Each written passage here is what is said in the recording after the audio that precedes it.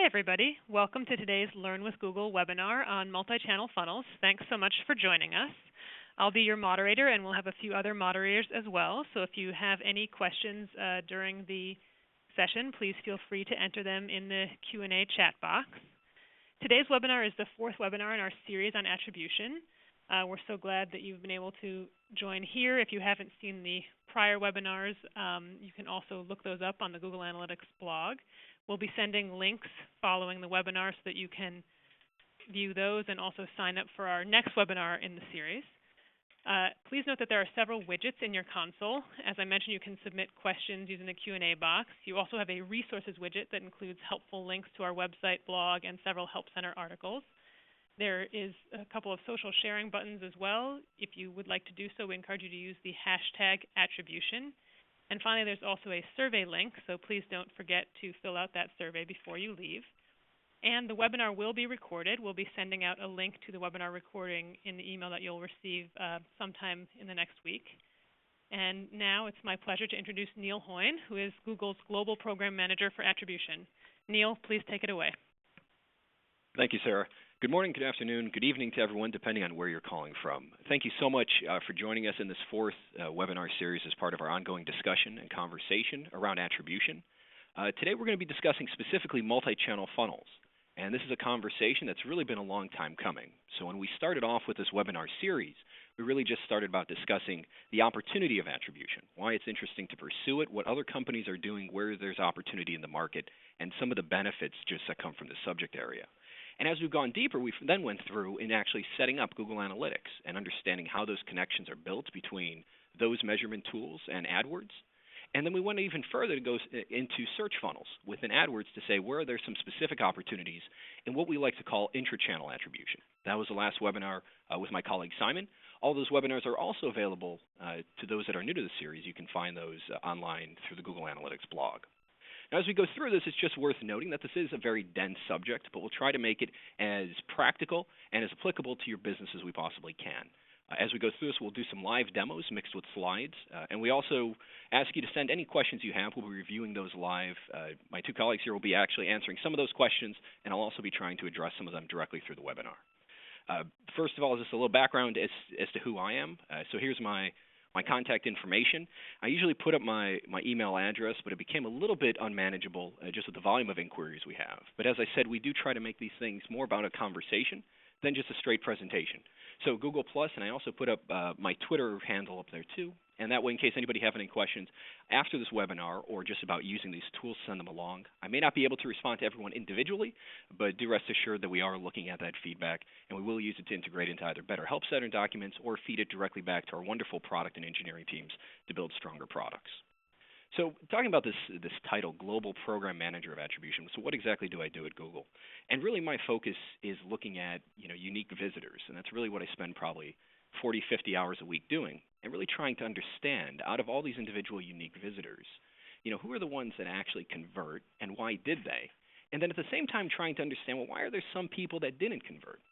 Right? And when we look at these, we always use metrics and say unique visitors, page views, when really we try to go one level deeper and understanding that everyone is not simply a metric or an additional hit on a page, but rather someone's colleague, someone's husband, someone's aunt, someone's parent. And understanding really what are those stories behind them. Because we know that when people click on your ads and they go to your website and they're clicking through social networking sites, we know that their decisions on whether to buy or not buy are not exactly predetermined. In fact, we know that they actually go through elaborate paths. Right? On their way to a conversion, it's not usually just one click, as it is multiple.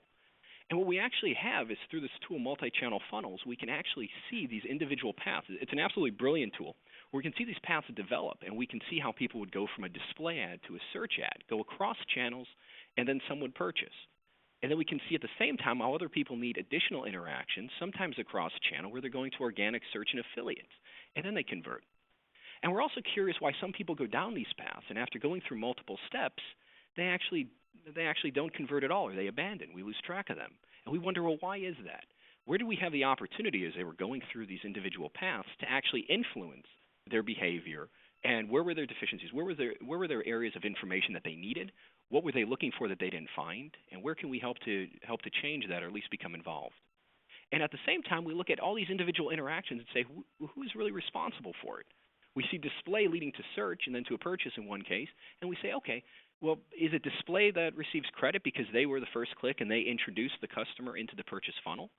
Or is it the search ad because that was what was responsible directly before the purchase, what we call last click? And the subject of attribution, the concept behind these webinars is understanding who exactly you give credit to and where you assign value.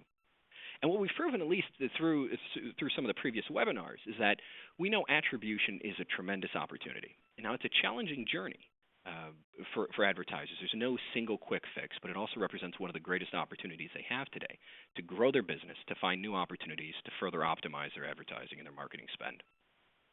Now, as we go through this webinar, it's worth just at least bringing, as we recap some of the ideas we talked about, as to why exactly this opportunity came about. And it really happens when you look at the two of the greatest opportunities that came around with digital advertising. The first was that we could target people at the right time. So instead of putting up, say, a billboard or sending out a radio ad that would reach a wide market, we could reach people specifically when they were interested in taking that vacation or buying that new product. So we had this ability to target. At the same time, we had this ability to measure. And when we looked at measurement really went from just being broad areas like reach and circulation, who may actually see your ad, to something more granular, where we were able to go with impressions, who actually did see your ad on a page. And then we went to clicks, where clicks were important because you could actually see who was interested in your ad, in your message. And then we went to conversions. And about 6 to 8 years ago, when that became the predominant means of measurement, we thought that this was a holy grail.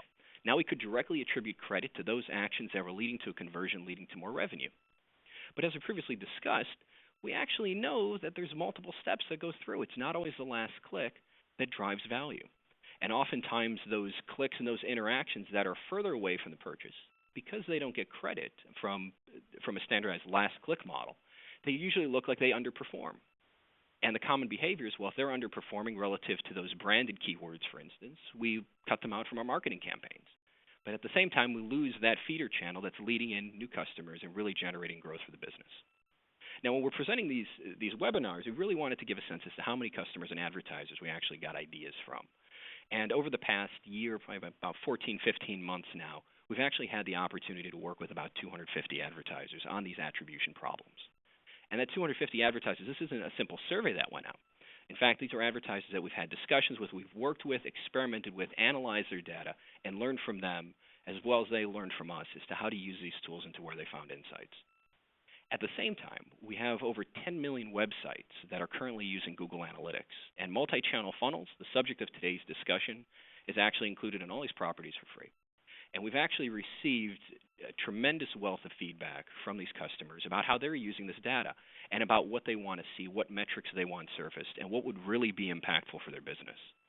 And we've been able to take this feedback and been able to use it, and the product and engineering team is incredibly receptive to these ideas. In fact, they love new feedback, and they wait for us to give it to them because they really want to understand what they can do to build better. And as you see these incremental iterations coming out of the tool that keeps getting better, it's usually driven by customer feedback and what you want to see. And that also guides our discussion today. So when we talk to these advertisers, we try to understand, with all these ideas around attribution, what are they actually taking away as actionable guidance? What are they actually trying to use? And what we found out was that the most successful advertisers that we work with, a very small fraction of them, are actually using this data to find every possible opportunity. So some just jump directly into attribution modeling, which has a place, and we'll certainly get to covering it within this webinar series. But for the majority of those that are successful now, they're just looking through these tools and saying, we have these new data points, these new inputs about customer journeys. What can we do with them to further optimize our performance and how we're investing into digital marketing? So we really look at them as grabbing every opportunity that they have, every metric that's available, and saying, what can we really do with it and how can we leverage our business? Now, we'll give a few examples, and it's worth mentioning with all these opportunities that these are areas that advertisers explore, test, and experiment with before making large sizable investments, because you always want to see how the market reacts, given that this is an auction, and how your customers react as you start reaching different parts of the funnel. So just keep that in mind as we go through, but these are opportunities that they have found and guidance that they have taken that we've seen success with. The first area, and these are very broad areas that they look at, is how many ad clicks they actually measure. So what we have here on the left-hand side is we actually have a variety of channels. And on the right-hand side is a scale for those channels that will assist versus those that are converting. So those that convert are ones that are likely to be towards the last click when you're looking at this purchase funnel. And for those with the high conversion ratios, they tend to be valued more appropriately. Where things like display, email, and social, we tend to see further away from the last click, things that introduce and assist in the conversion process. And because of that, a majority of their contribution is lost using only a last click measurement. So we talk to companies and we say, well, how do you use this information now that you can understand more as to where these channels are performing and where they're contributing? And the advice they've taken is simply to set higher CPAs, to know that if they're measuring everything on a last click basis and there's contributions further away from the last click that they're not capturing, they make simple adjustments to start bringing in some of that value. At the same time, when you look at these individual channels, you try to see how exactly is your performance measuring up to where these channels should be.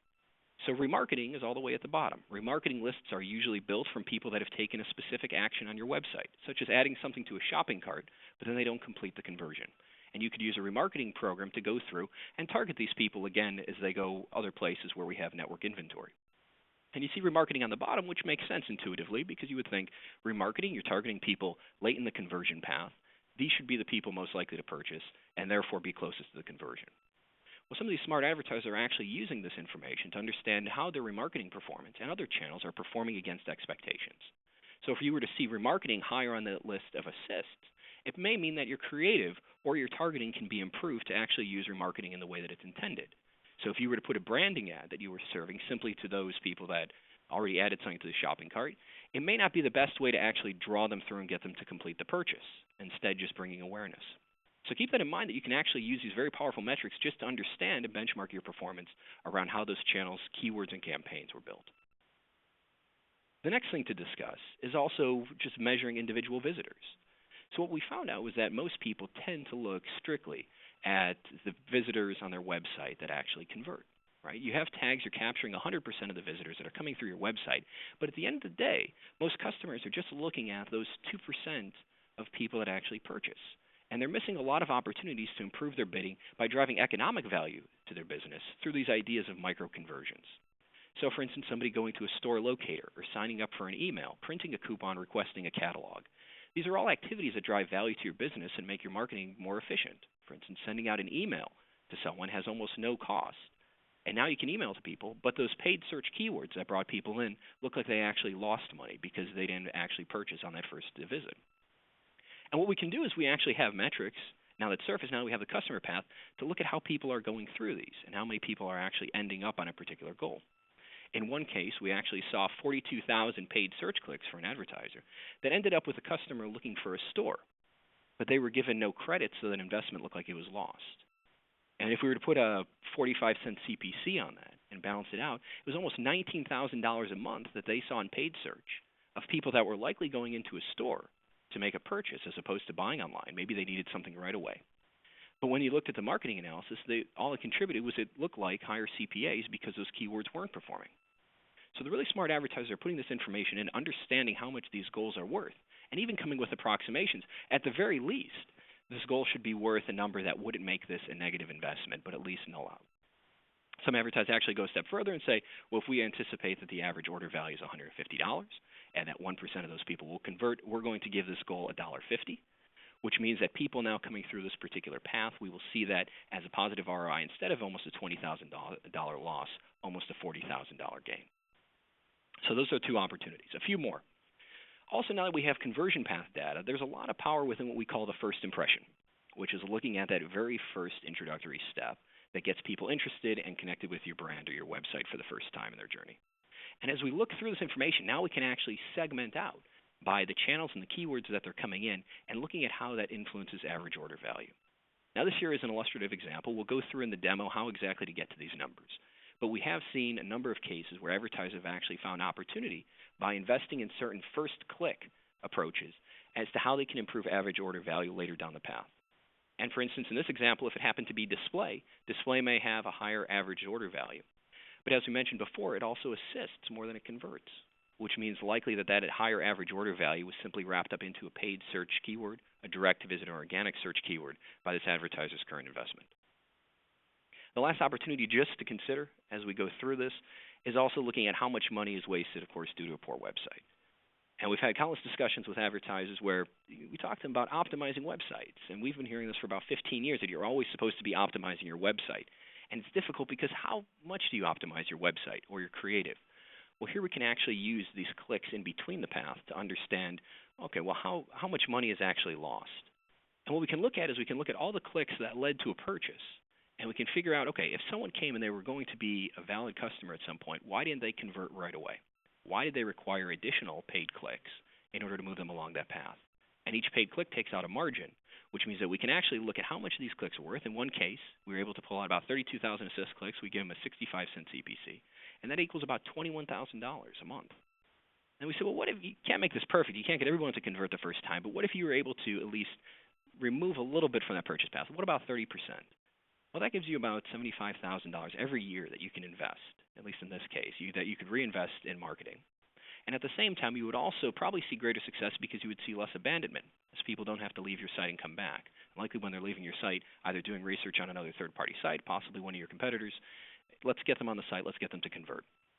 And these are all just high-level opportunities we see from these tools.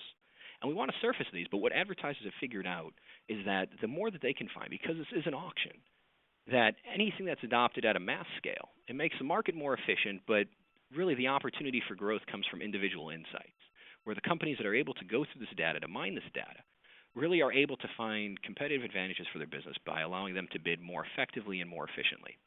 They know where to find the customers that are going to spend more, or that are going to convert quicker, or that are going to lead to more new customers. Whatever their metrics are, whatever they're able to uncover, it gives them a strategy to bid that the rest of the auction may not be following. So that's really the value of digging through this data on your own, looking through your Google Analytics account and seeing what you can actually find. And what's nice about all these opportunities, everything that we talked about here, everything that we know about attribution, the nice thing is that out of all these opportunities, really you have everything that you need to take the first step today. And that's really what's at the core of our multi-channel funnels product. So with multi-channel funnels, you're actually able to get all of these insights and all of these data points specifically for your business. And not even just the ones that we covered. We actually identified, and we put up a handful here, where you can actually go through and see all of these individual reports, and more than we even talked about, all these opportunities. And that's what advertisers have really been asking us for, is not just help automating and building attribution models, but really giving them more insights and more data points by which they can pull. Now what I'd like to do is I'd actually like to begin a live demo portion for today's. Now, before we start, please take a moment to turn off your pop-up blocker on your browser, as a demo will open a new browser window for you. If a new window does not open there will be a launch screen share link appearing in the slide window. So please hold down the Control key on your keyboard and click the link, and that should bypass any pop-up blockers you have installed. So again, if you do have pop-up blockers or it doesn't appear, there will be a launch screen share link appearing.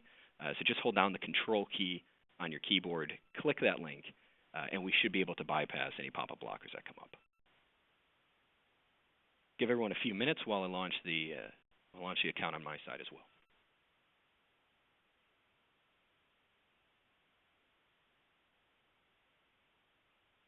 Okay, we should be sending from our side. I'll give a couple more seconds in case anyone's running into any technical difficulties. You can also submit something by Q&A if you're having any issues getting this particular report up. Where we're going to be starting today is just let's take a look at this broad account. So again, with these areas of opportunity, right now we're looking at the Google Store account. So the Google Store account is actually, we have an online store. It doesn't receive a lot of traffic, but it's enough for this example. Some of the sample sizes that we're looking at, only because there's not a strong advertising push for our online store, are going to be relatively small sample sizes. So nothing that I would make a decision on, at least within some of these channels and keywords, but it will be representative of some of the trends you can at least identify through your own accounts, where hopefully you have more volume to work with. So as we go through, we're actually starting. This is the standard reporting tab of Google Analytics, where most people will start when they go directly into their analytics account. What you can actually do is if you go on the left-hand side under conversions, you're going to see an area right here known as multi-channel funnels. And where we're going to start the discussion today is really by clicking on this overview tab, multi-channel funnels, which starts us off at what I would consider to be a high-level executive summary of what's actually going to appear. Now, one thing that's important, in 2 webinars ago, we talked about setting up goals. We talked about setting up e-commerce. Even today, we talked about setting up micro-conversions, which are a type of goal. It's important when you're doing these analyses to realize that customers will have different types of behavior based on what the particular goal is. So, for instance, somebody signing up for an email is likely going to have less steps than somebody making a purchase. So before you go through any of these analysis, and I can't tell you how many times I've actually made this mistake on my own doing these analyses, is to make sure you click the conversion tab up on the top left and only select the particular goals or e-commerce transactions that you're interested in looking at. That way you're not looking at an entire pool of aggregate data, often with different conversion paths, different customers, and different intents.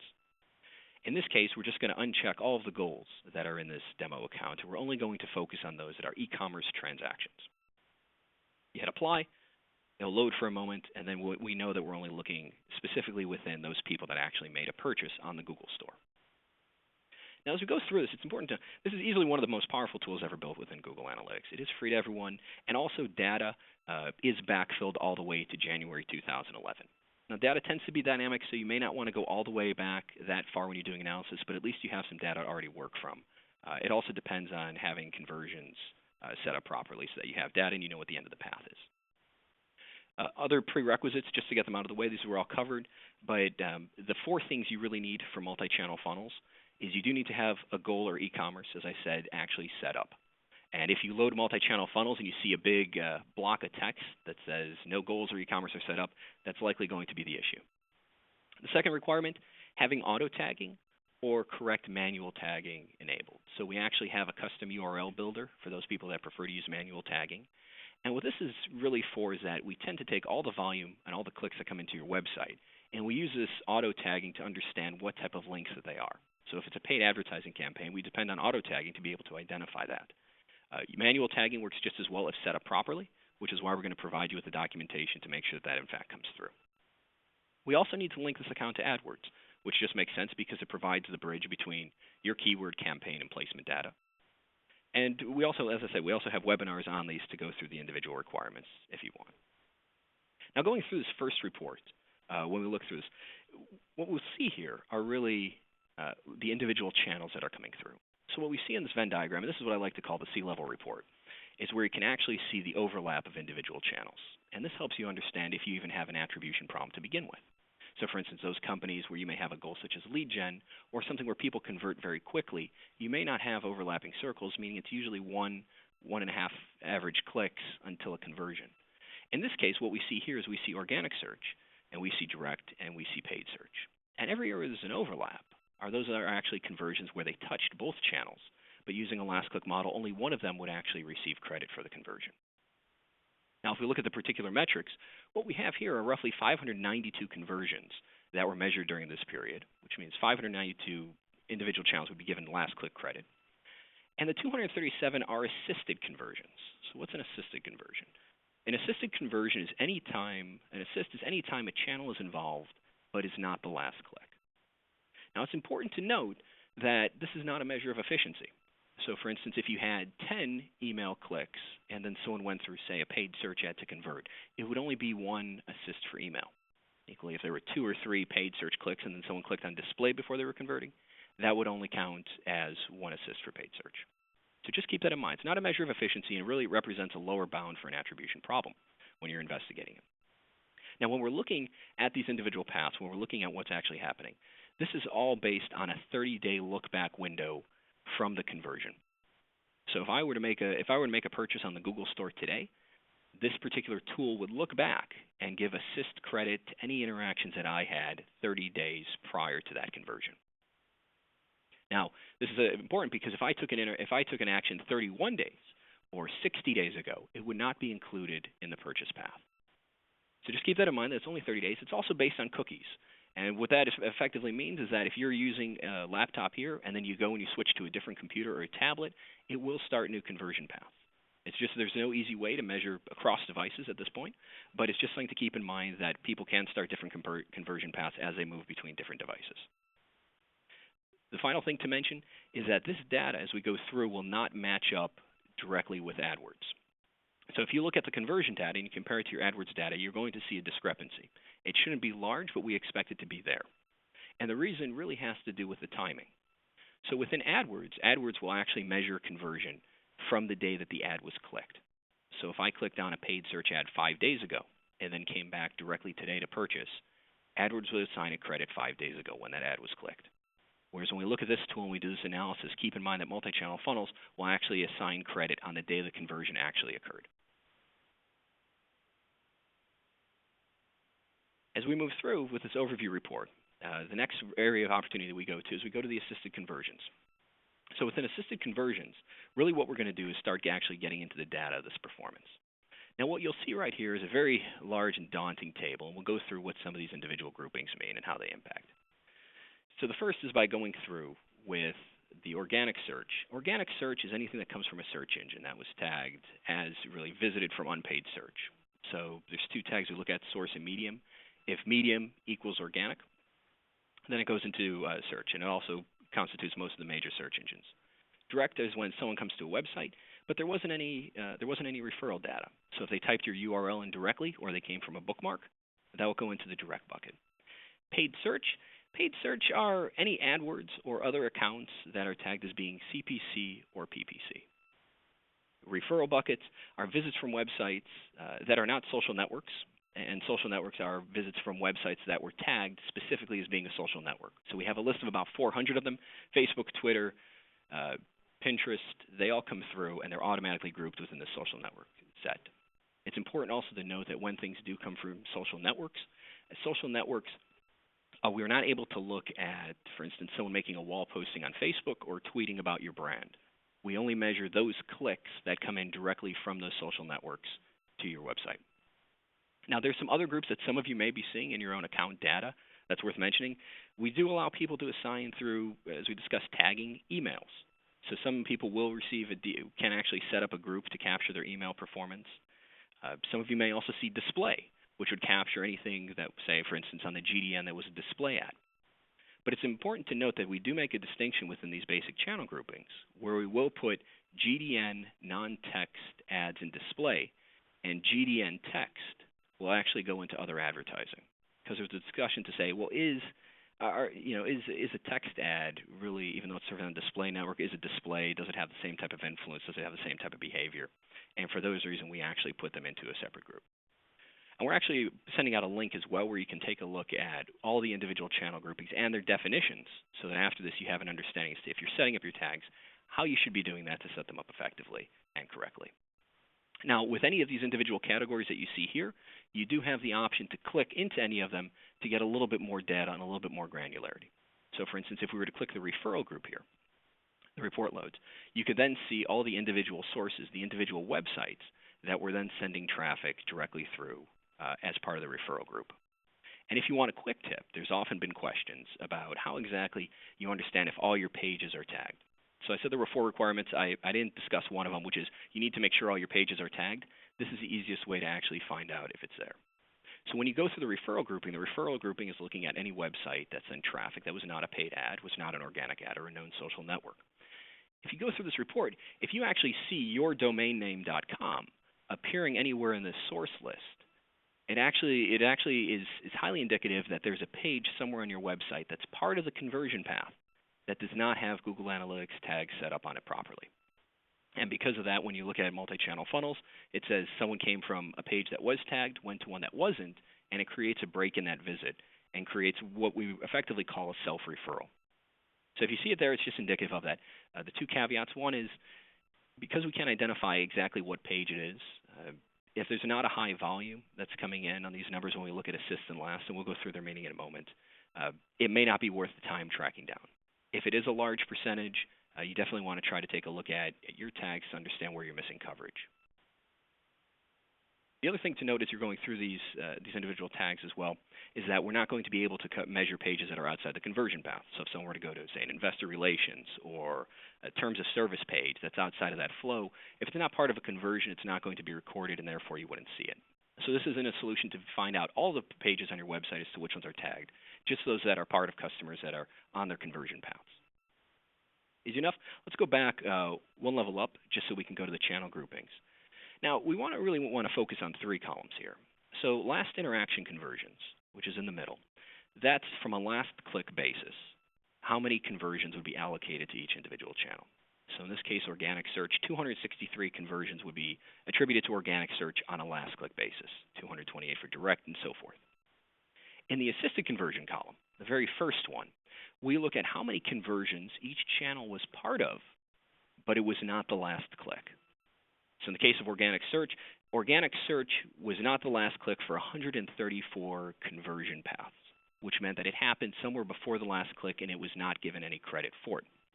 So if someone went from organic search to organic search and then converted, because organic search is the last click, it would not get any credit as an assist. It would simply be one for the last interaction conversion. Also, something to keep in mind is this metric all the way at the end, which is probably the most powerful that we have in multi-channel funnels, which is the assist to last interaction conversion ratio. Very long-winded, but what this is simply dividing the assist by the last click. So earlier in the presentation, we had that bar chart where we showed how various channels were assisting versus being last click, measuring really close to the conversion. That's exactly what this metric is for and how that information is arranged. If you click on the header of this particular column, you can actually sort these numbers. And you can see that those that have higher ratios relative to other channels are ones that are assisting, that are working further away from the last click. And therefore, when you look at their overall value, it's likely going to be missed. So likely you may see higher CPAs or just not capturing the full contribution of the channels that are actually driving more assists than last clicks. And that's the easiest way to look at this column. And what's nice is that when we look at these as well, remember, this is always relative, right? So you're simply looking at how other channels compare to other channels in your marketing mix. There's not an absolute scale. Saying that a number is over 1 or below 1 is helpful to say whether it predominantly assists or converts, but really what you're focused on is how they're performing relative to others, because it will influence your investments. So for instance, we can actually drill down a little bit further. If you use the primary dimension tab, click on Other, and then click on AdWords and go to AdWords keyword. We can view all the individual AdWords keywords and those that come in and assist more than they would actually be the last click. So in this case, on the top we have Google Store, where there were 32 conversions that would be measured to that term, again using the last click, where it also assisted in 25 other conversions that would likely be entirely missed using a last click model. And of course, we don't have a lot of data here, but usually you're going to see, we've seen assist to last ratios as high as I think 16 or 17 to 1, where 17 assist keywords have been helping with, and only 1 that it would actually receive credit for because of the last click. And this is where that information can be surfaced quickly and easily so that you can understand how keywords, campaigns, and if we click back down, you can actually see the entire list. You can take a look at different match types, different placements, different targeting types, even destination URLs, as to see how those are impacting where you're reaching people within the marketing funnel. The higher the ratio, the further away it is from a conversion, and the higher the likelihood that it will actually lose a contribution by using a last click. Now, another quick opportunity, now that we're over in this tab, is if you click on traffic sources, you're going to see a lot of these same characteristics, but you'll notice they don't have AdWords in front of them. So when you click on the traffic sources tab, in this case we're going to go to keywords, you can actually look at all of the keywords that are driving traffic into the site, even if they're not covered on paid advertising.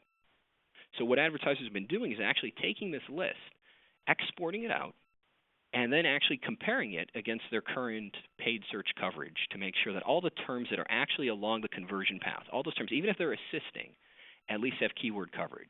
That way they're making sure that they're investing across the entire length of the funnel.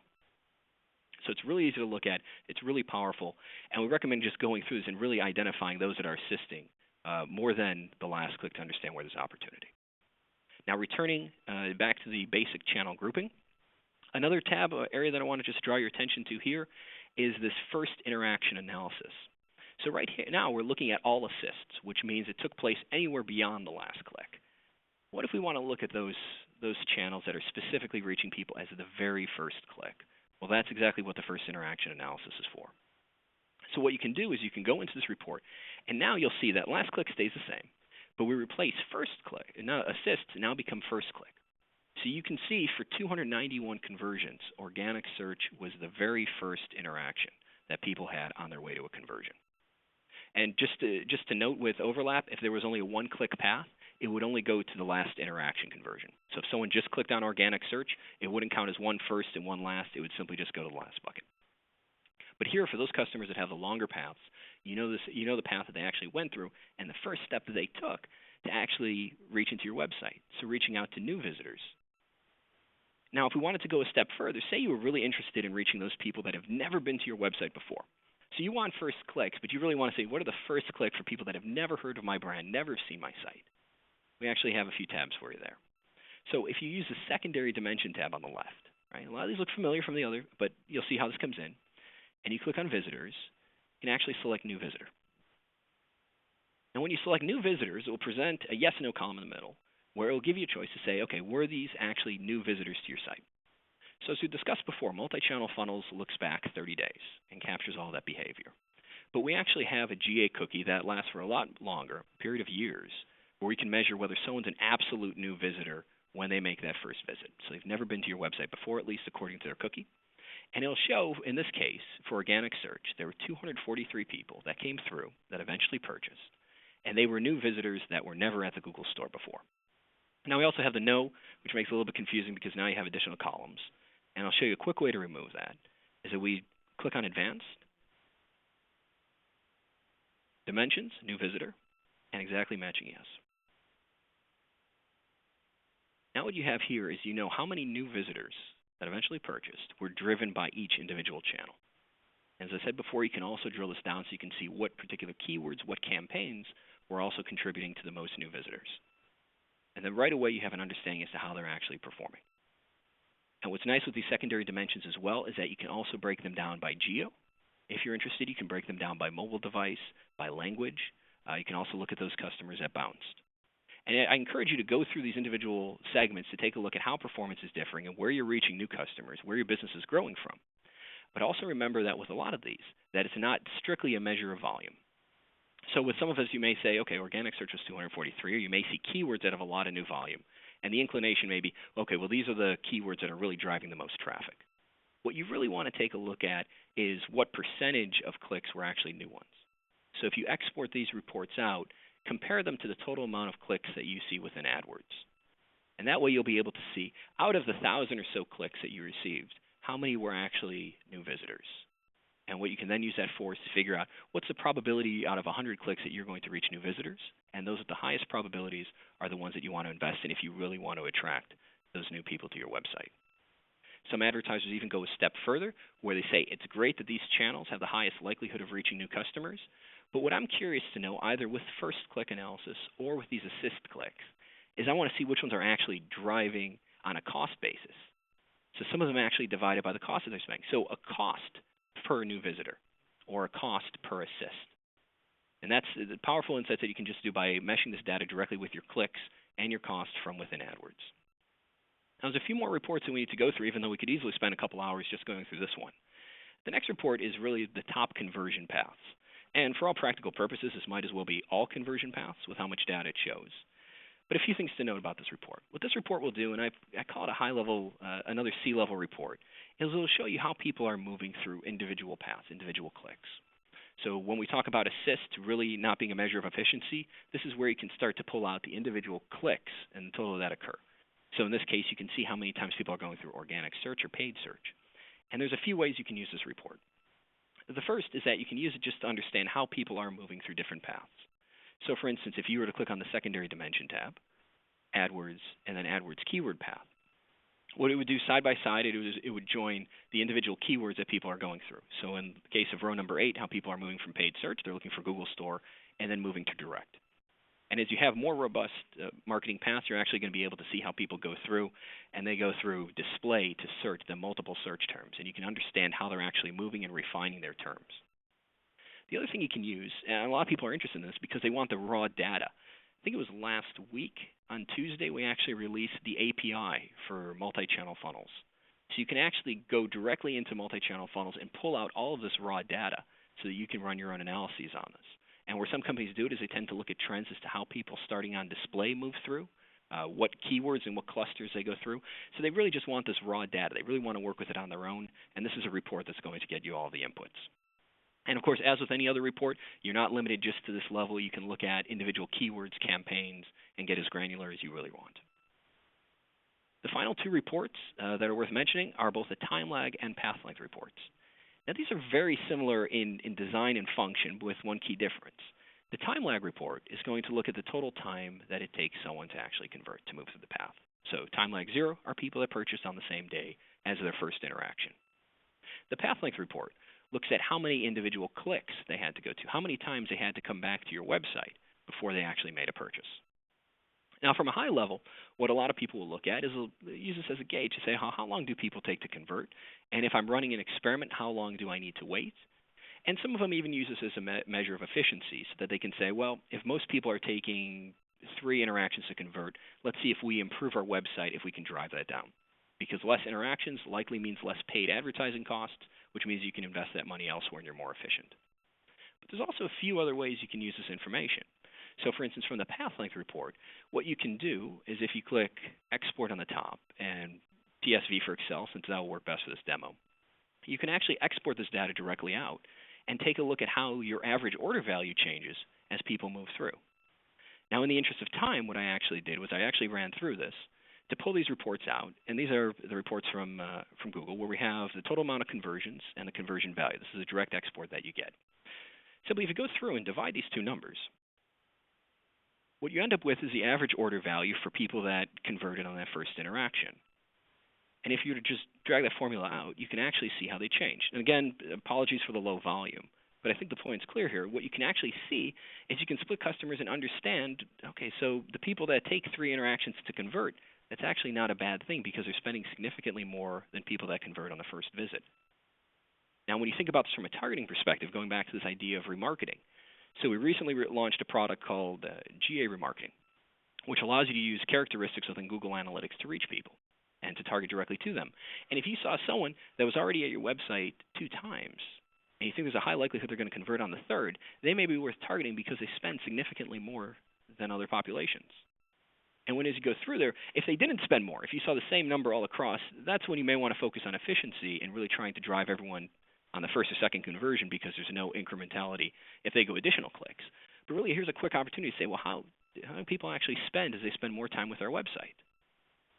Equally, if you go back to Google Analytics, what we also have the power to do is not just look at how one customer segment, everyone converts. We can actually use these customer segments on the top to actually split these groups further. So in this case, what if we wanted to look at the first interaction, the first click on the path being paid advertising, the first interaction being direct, and the first interaction being organic search? How do those differ? So if we were to apply those segments, this is really amazing. You get these individual reports where you can actually see how everybody converts, and you see how they convert at different times and they spend different amounts. And it's interesting because now you get a sense to say, okay, depending on how they first come into our website, they actually perform differently. But in the same way, you can export this report out. And to save a little time, I cleaned it up on our side. I actually exported this data out and I just split it into groups and did the same average order value calculations that we had in the previous example. And what you can see here is you can see how, based on where people come from, what their first interaction is, how that changes our average order value. So before we were looking and saying that people that went through and had 3 interactions with our site, they spent $400 and they were really valuable. But now if you split those out just a little bit further and you look at those people that went through 3 times but came and started their path with direct, they actually spent $700 and almost $70 on every purchase. That means, again, if you were to target people, if you can target people that have been to your site twice, that have started on direct, those are going to be the people that are worth a lot of money. And you can also play this out in a very broad context just to look at differences. So we know people that start conversion paths on display or on direct, which is with this line here, they spend on average $326. People that start on organic search, they spend less, $154. And unfortunately, in the case of the Google store, people that are searching on paid advertising are starting at $76. So it makes you think. It makes you think, well, how valuable are these customers? Who should I be targeting and retargeting to? And also when you go through and you think about your experience, your landing page, I'm curious to know how many people on this call are actually giving everybody the same landing page experience, even knowing that now that they may actually spend more when they do convert. Some customers are more valuable, and you can understand those trends just by looking specifically at what those conversion paths are. And that's what we have the power of actually doing now through these individual reports. If we go back to Google Analytics, you'll also be able to build out what we call these customized conversion segments in an infinite number of ways. So if you go through conversion segments, the ones we were looking at were first interaction, paid advertising, and direct and organic search. You can actually create new custom segments where you can say, what if any interaction, maybe a first interaction, included a particular keyword or included a particular campaign or was a new visitor. And you can see how long those customers take to develop, how long they take to convert, and how to get the best performance out of them. These are all tools that are directly available in Multichannel Funnels and ready for you right now. Now, there's a lot of reports and a lot of insights. Many of these findings are published on the Google Analytics website. We'll continue to roll out, as you said, there's more reports and more ideas. Briefly in the closing minutes, before we get to some Q&A, I just wanted to talk briefly about just some of the other opportunities and things that we're looking at as we go towards the future. Hopefully slides have appeared back on your website. If not, they should in just a moment.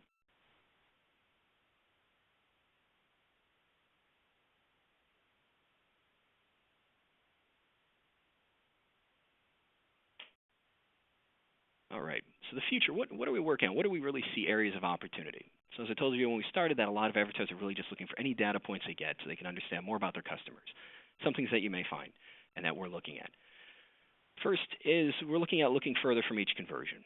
So there have been some questions. The look back window's 30 days. What happens with longer purchases? Well, micro conversions are your first step so that you can see interactions that are happening along that path. But we're also looking, and we have heard the feedback, and we are looking for ways to expand that. Nothing to announce today, but stay tuned.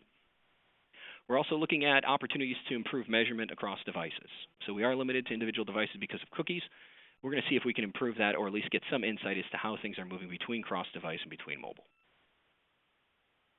Also, greater integration between insights and bidding. So right now, when we talk about some of these reports, and I mentioned you have to go into AdWords to actually pull your cost information or your individual clicks, we're working on building those measurement systems closer to our bidding system so that you can actually understand and get those metrics in the same place. And the final one together is also joining together multiple conversions. So when you're looking through all these micro conversions, instead of looking at them all into one path and saying, this is a path somebody follows to sign up to email, we'd like to see where we get to a point where you can actually group together people that sign up for email and the interactions that they get before they actually make a purchase, and then they make a purchase again. These are all areas that we're looking at. This is what forms the customer journey. This is what forms the subject area of attribution here at Google. Now, it is ambitious. There are a lot of things that we're still working on. It's going to be an exciting year, but hopefully we've given you some great opportunities to get started. Now, it's not complete answers. These opportunities will differ for every advertiser, but generally to surmise our perspective on it, and this actually comes from our philosophy, is that we do set goals that we know we can't reach just yet, because we know by stretching to reach them, we're going to get a lot further than expected. And we thank you for joining us on this journey. We thank you for using our products and spending your time with us today. Now we'd like to do some Q&A to see if there's some specific questions that we can help you with. Okay, thanks, Neil. That was a great presentation. Thanks, everyone, for sticking with us. Just a reminder before you go, if you can please click on that survey link. First question that we'd like to look at is, it came in actually from a couple of different people. What do you do when you don't have a conversion dollar amount in assisted conversions, for example, if you're not an e-commerce company? So the way that I would answer that, if you don't have a dollar amount associated in assisted conversion, is to at least set one up within your goals. So if you're asking people for a lead, it's worthwhile to quantify how much that lead is actually worth for your business. If not, if you take that out, you just won't have the dollar value in assisted conversions, which means that all interactions are the same, and most of the analyses should hold. I would avoid using the middle columns. You're going to see zeros in the assisted conversion value and the last interaction conversion value, and that's fine. But I would really focus on how you assign a dollar value to those individual goals. Okay. Next question that came in was, what would be a good ratio for assist to last clicks? Good ratio, a magic number. We haven't seen any because it actually differs across the vertical and across the company. So, for instance, those companies that are simply looking for a lead gen or asking people to sign up, there's not going to be there's going to be maybe 2-3 interactions, and they're going to have very low assist to last ratios.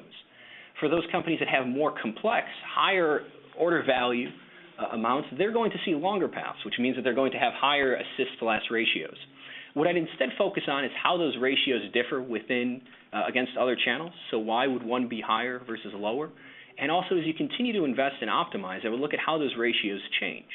So, for instance, if you see display has a very low ratio and looks like it's converting very well, and you start to invest more and more in display and ramp up, does that ratio go up? Are you reaching people that are at a different part of the funnel? How did that work with scaling? Equally, if you were to build a campaign, then you say, okay, this campaign is going to reach people this is going to be awareness. We're going to focus on brand. And you would expect it to have a very high ratio. Well, does it? Also with mobile campaigns, because some people may go from mobile to convert on a desktop, you may see very high assist to last ratios. So I would look at how those ratios actually compare relative to other channels and relative to the expectations and intent of the advertising programs over trying to actually understand an absolute metric or what should be a positive benchmark that you should aim for.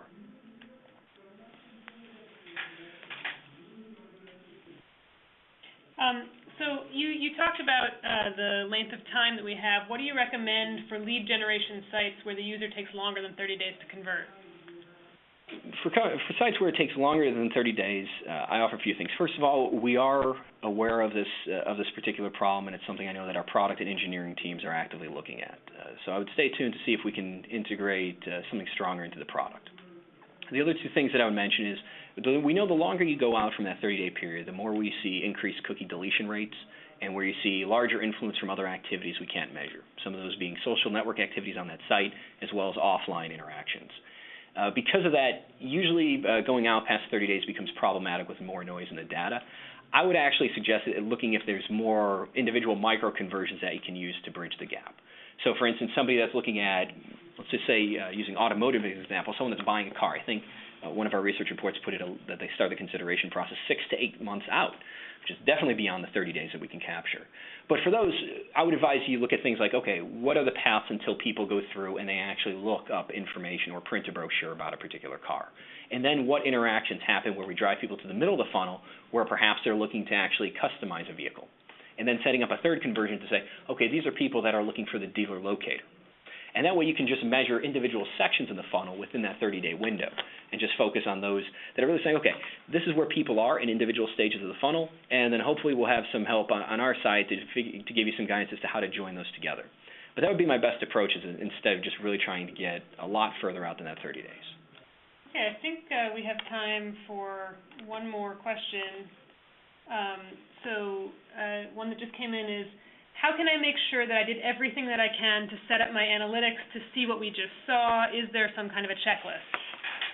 We probably can publish a checklist, but I'll give you the basic high-level ideas now that you just want to go through, because if you have bad data coming in, then it's going to impact your results, and we don't want that. The first thing is obviously having Google Analytics, the latest tracking code enabled on your website, and the Google Analytics Help Center, when setting up your account, will have that. It shouldn't be an issue for anybody that's created an account within the past couple of years or has updated their code. You just want to make sure that you are using the latest code and that it's in the right place on your website. And that's the basics for just getting Google Analytics in place.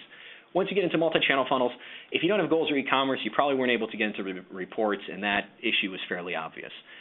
If you are and you're in assisted conversions, if you don't have your accounts linked or you don't have tagging set up correctly, likely you're going to see one of those basic channel groupings being disproportionately out based on your investment. So, for instance, if you were to go into paid search and you're spending several thousand a month on paid search and you see 0 assists or you see 5 or 6 assists, chances are that there is something broken in the tagging or that you don't have your accounts linked. So when you look for numbers that are disproportionately high. And the last thing that I would do is I would go into that referrals group. So from the assisted conversion report, click on the referrals channel grouping, and it'll show you a list, again, of all those domains that are bringing traffic directly into your website.